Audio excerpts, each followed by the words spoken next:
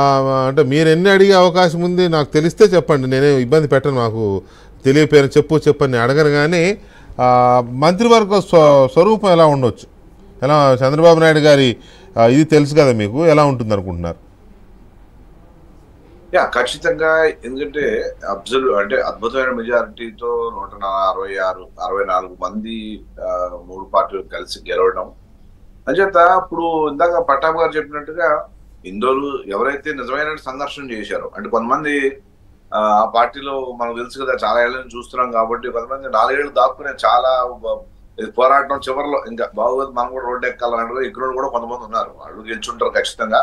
కానీ జాగ్రత్త చూసుకోవాలి. పార్టీకి ఎవడు విధేయుడు, ఎవడు లాంగ్ టైం మన పార్టీని నమ్ముకుని ఉంటాడు. సో ఆ విధమైనటువంటి కాంబినేషన్ అన్ని చూసుకుంటారు ఖచ్చితంగా. జనసేనకి ఎన్ని ఇవ్వాలో వాళ్ళు ఆల్రెడీ 3 కలిసి కూటమి పెద్దలు మాట్లాడుకున్నారు. ఎవరెవరికి ఎలాంటి పొరపించాలి. ఇప్పుడు కేంద్రంలో ఏ విధంగా అయితే ఫ్రీ హ్యాండ్ చంద్రబాబు గారు నిజంగా చెప్పాలంటే అంత క్లిష్ట పరిస్థితుల్లో కూడా చాలా ఫ్రీ హ్యాండ్ ఇచ్చొచ్చారు. సార్ నో, మా దగ్గర నో ఆస్పిరేషన్, ఈ మినిస్ట్రీ కావాలని కూడా అడగలేదండి. సో అదే విధంగా ఇక్కడ కూడా మాకు ఇది కావాలని అడిగే పరిస్థితి ఉండదు. సో ఒక అద్భుత విజయం సాధించిన తర్వాత శాఖల గురించి మాట్లాడడం ఆ నెంబర్ కూడా అదే నెంబర్ కూడాను ఇప్పుడు నెంబరే అడగలేదండి చంద్రబాబు గారు. నాకు ఇన్ని కావాలని అడగలా.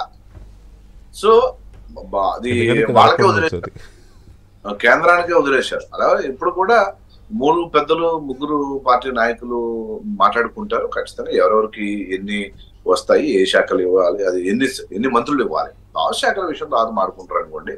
సో చేత పెద్ద దీని మీద పెద్దగా ఏమి ప్రాబ్లమ్స్ ఏమి ఉండవు. అల్టిమేట్లీ సుపరిపాలన అందించడము, క్లీన్ ఇమేజ్ ఏదైతే చంద్రబాబు నాయుడు గారికి గతంలో ఆ ఇమేజ్ ని కాపాడుకుంటూనే ఎవరినైతే మంత్రులు చేస్తామో వాళ్ళు అదే ఇమేజ్ ని క్యారీ ఫార్వర్డ్ చేయాల్సిన అవసరం ఉంది. అదేవిధంగా దీంతో పాటుగా రాష్ట్రానికి సంబంధించినటువంటి ముఖ్యమైనటువంటి ఏమేమి పనులు చేయాలో, ఎక్కడ ఏంది అనే దాని మీద అవగాహన ఉన్నటువంటి వాళ్ళని మంత్రులుగా తీసుకుంటారని ఆశిస్తున్నాం. ఖచ్చితంగా ఆ ఎక్స్పీరియన్స్ ఇవాళ కూర్పులో తెలియజేస్తారు, కనపడుతుంది అనేది చాలా స్పష్టంగా కనపడుతుంది. సో ఎలాంటి అంటే బాగుంటుంది ఖచ్చితంగా మంత్రి మండలి బాగుంటుంది.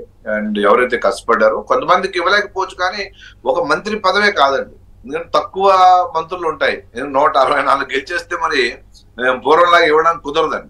సో అంచేత మిగతా వాళ్ళు కూడా ఎక్కడెక్కడ అడ్జస్ట్ చేయగలిగితే ఖచ్చితంగా ఆయా సందర్భాల్లో వాళ్ళ చైర్మన్ లో ఇంకోటో నామినేషన్ గానో వాళ్ళ యొక్క ప్రాధాన్యతను గుర్తుపెట్టుకుని, వాళ్ళ ఎక్స్పీరియన్స్ గుర్తుపెట్టుకుని వాళ్ళకి ఉంటాయి. కాబట్టి I don't think so దిర్ will be any confusion కానీ ఇబ్బంది ఏముంటుందో అనుకోవట్లేదు. వాళ్ళు కూడా అర్థం చేసుకుంటారు.